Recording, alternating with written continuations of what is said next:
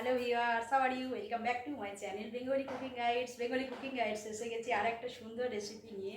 আজ আমি একটা সুন্দর রেসিপি দেখতে চান অবশ্যই সাবস্ক্রাইব করে বেল আইকনটা ক্লিক করে দেবেন। নতুন নতুন রেসিপি দেখার সুযোগ আপনারা পাবেন।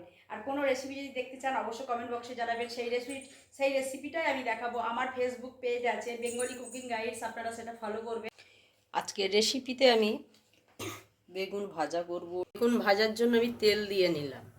সাদা তেল দেওয়ার পর আমি চিনি অ্যাড করে দিলাম। লবণ হলুদ মাখিয়ে নিয়েছি বেগুনে। আর বেগুনের সাইজটা এটা মোটা মোটাই কাটবেন, তবে ভাজাটা বেশ সুন্দর খেতে লাগবে। দেওয়ার পর এবার আমি তেলের পরিমাণটাও একটু বেশি দেবেন। এটাকে দিয়ে ঢাকা দিয়ে দেবেন।